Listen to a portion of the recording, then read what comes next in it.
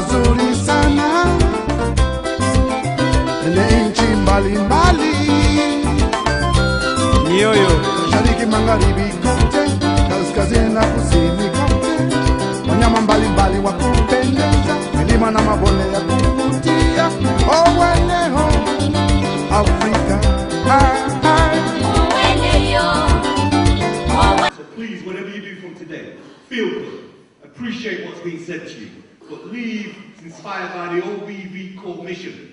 Become a recruiter for democracy and freedom by registering to vote as many people as you can. Are you with me on that point? Yes, sir. All right. One day to talk about how you were clear. But the key, though, is that we're here today, and I'm going to get on with it so that we don't waste so much time. It's 5 minutes to speak. You've heard from Lee, who I am already. So good evening, ladies and gentlemen, friends and colleagues. I am humbled to be asked to speak before such a distinguished presence today. Today, I could have been talking about my grandfather on my mother's side who got on a ship to come to Manchester to study accountancy and then got on a ship back to Nigeria. But I wouldn't be doing that. I'm going to be talking about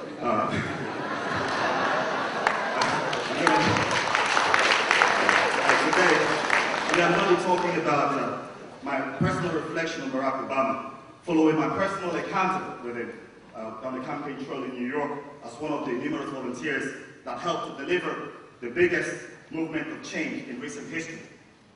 In view of this, I urge everyone here, young and old, whether you're in this auditorium or you're outside of this auditorium at home, to participate in the political process here at home as well. Because you can do whatever you want to do, but if you don't get people to register to vote, if you don't mobilize and don't organize, it will be difficult to bring about, to deliver the dividends of change to Britain, even as the general election is in sight. As a young man born in Glasgow, Scotland, to a Nigerian father whose quest for further education saw him travel across the Atlantic with his young family, my story somewhat similar to that of Barack Obama, whose dad came from Kenya. Going by the geographical location of the place we come from, we are Africans, and going by the virtue of where I grew up, I am also a Nigerian. During that time, Nigeria shone as a beacon of hope to all Africans and a nation with a potential destiny to lead Africa and champion the cause of all black people everywhere in the world. As I grew up, numerous questions arose in my mind with no concrete answers, not even from the adults around me, about the way forward for a society I could tell was on its way to fading my generation. I witnessed long stretches of military rule, short periods of civilian competition for power, tribalism, an increasingly non-diversified economy that was beginning to take its toll on the citizenry. The nationalization of looting and corruption and plundering, as well as the politics of mediocrity and nepotism, the rapid decay of infrastructure and structures of society, and the inability of leaders and followers to think and plan progressively for the kind of future we want to leave for the next generation. I witnessed all this, and I don't need nobody to tell me that the seed of discontent is indeed the first step towards the progress of man. And like Barack Obama, I wasn't prepared to settle for the world as it was, but to play my little part in ensuring that we can make the world as it should be, particularly when it comes to reaching out to the land of my ancestors and to leave the better world for the next generation. That's why we should also vote, even though we're here in the UK. I returned to the UK in 2001 to be reminded by Tony Blair, as he sought Africa's cooperation on the war on terror, that Africa is a scar on the conscience of the world. I bear witness to this, because regardless of how well we do individually, regardless of how long I talk on Voice of Africa Radio, genuine equality for peoples of all creed and color can only be achieved when we do something to heal the scar of Africa and the third world on the conscience of the world. Because if Africa fails, the entire black race fails. Let's be real. In the UK, my greatest challenge was to discover how the mention of my Nigerian heritage affected how I was perceived by non-Nigerians, my survival as a student in the workplace, and also how I perceived the world outside of Nigeria. I was now on the outside looking back into Nigeria and beginning to understand the damage done to Africa's image by visionless leadership and blind followership. Because Nigeria is indeed a microcosm of Africa. If you threw a net in this hall today, 1 in 4 would be in Nigeria. Perhaps, who knows? Yeah, at some point though, as I grew up, as I went through from AS level to master's degree level, I faced a lot of obstacles. Racism, institutionalized racism, homelessness, sudden homelessness, unemployment, and a lot more. And I was beginning to lose my sense of belonging in a country I was also growing to love at the same time. But the lessons from my African roots proved very useful for my survival here in Britain. And I tell you that the lessons I also learned from here taught me that we can perhaps convert my homeland in Africa from a militant society to a civil society. I learned not just from the classroom. I didn't just learn from the classroom. I learned from experience and from people, from family, and everyone worth learning from, including the famous Don Butler MP Tetenta. Yes, she came to the NUS Black Students Conference, of which I was part of the member of the committee. And then she spoke to us about rising up above obstacles. In fact, the illustration she used was that you put the obstacle in a box, and then you stand on the box, and then you become taller than you were before. I'm like, what is this one talking about?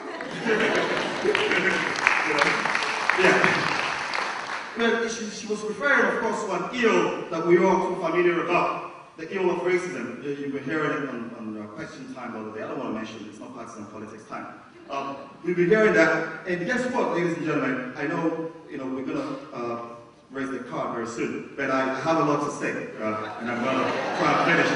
But let me tell you this, because the first time I faced that ill of racism was actually in the sociology class, where I learned of the kind of statistics used to measure black students who are dropouts, black students in mental institutions, black students who are in prison, and a lot more. As such, my greatest concern, especially after what happened in the first university I went to, became that I could do everything right, work hard, play safe, and still end up where I did not want to be, like in some slum, maybe homeless, maybe unemployed, or even in prison, just because of the color of my skin rather than the content of my character. But the greatest lesson I learned, other than those learned from my family that saved me from the clash of mentalities to which I was falling a victim, was a lesson learned from Barack Obama. At the time I was on the verge of becoming another statistic in education. Guess what happened? I'm sitting in my aunt's living room in Springfield, Illinois, and then I heard a man that I can identify with speak words that I can identify with, telling a story I could identify with. Guess what? He was talking about himself. It was a story of a man who called himself a skinny kid with a funny name, who believed that his country also had a place for him too. A son of an immigrant who believed that he too can aspire for the highest office in the land. It was the story of a single mother who turned the myth of single motherhood on his head by raising the president of the greatest country on earth. It was a story that echoed the dream.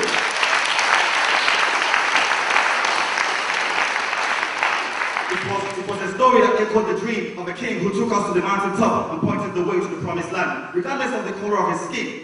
Here, he called on his people to a common purpose, to a higher purpose. He called on them to hope. Hope in the face of adversity. Hope in the face of difficulty. The audacity of hope, he says, in the end, that is God's greatest gift to mankind. He reminds us of the thread that joins us together, that the fact of globalization means that events in the most obscure corner of the world could have adverse effects in even the most sophisticated of nations. And that regardless of having dual nationality like me, or coming from Lagos, Lahore, or London, that we all share a common planet to which we owe it to the next generation to make it a better place than we found it.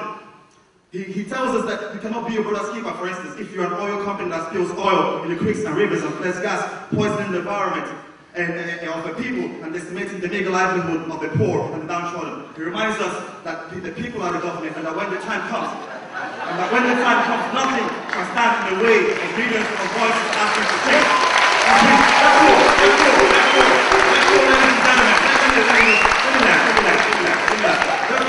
Therefore, ladies and gentlemen, as we celebrate Black History Month, let us hold up the virtues and labors of our heroes past and present and see how we can measure those against the promise of the next generation. The ball is therefore in our court to learn from people like Barack Obama and those who have come before him that you can see it. And when the time is come to use this learning that we've learned for the benefit of the people as we continue to seek common sense answers for the kind of challenges we shall be facing in our time. Because, what Obama told me, he said, I tell you this, right? I tell you this. All right, I'm done. Because what Obama said as part of this small group of volunteers, he said to us, don't go about admiring Obama, just admiring Obama. Don't go about just talking about Obama. He said, you need to be Obama. In other words, you need to be that leader. You need to carve that new path. And that when you do, nothing shall come in the way of millions of voices asking for change.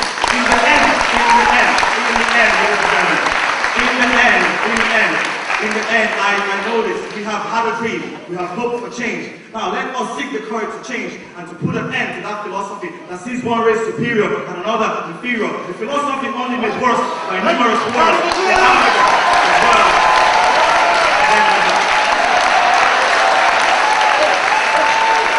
To stand here before you as I am the living legacy of my ancestors who have paved the way with their blood, their sweat, their tears, and in some cases, their lives. Black History Month gives us the opportunity to celebrate their lives, our culture, our history, to focus our minds on being proud of who we are. Resilient, determined, creative, resourceful, able to face up to adversity and to come through it. I am proud to be following in the footsteps of my mother and my father, pioneers who came to Britain nearly 60 years ago. They were my heroes. We are majority in the world today, have always been. Our history is the history of the world. So, to end, good evening, ethnic majority.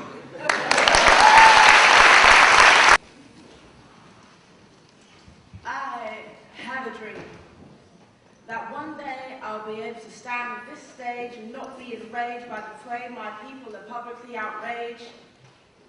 I have a dream that chocolate seeds will be sucking on Haribo rather than smoking on weed. Spleens won't be punctured by fellow teens. Young bloods won't cry out from the road. Cousins stop killing because of their postcode. I have a dream that children aren't having children whilst they are children, and secondary education becomes a primary feature. Instead of answering to the call, Mummy, she'll be answering to teacher. I have a dream that I'll turn on the TV and I won't witness this get rich or die trying mentality, pound hype to the youth through the music industry, over-sexualized women stop pumping their booty, media stereotype and compromise their beauty. I have a dream that a person that looks like me stands outside of 10 Downing Street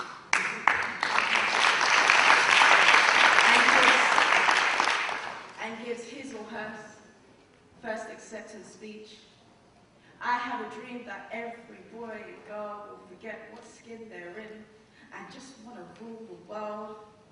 I have a dream that we won't forget that until 1833, people like me were not even classed as citizens in this society, and that in 1963, a man that looked just like me had a dream that wasn't laced in fame or fortune, no X Factor vote in, no security of a Facebook note, no 140 character Twitter quote.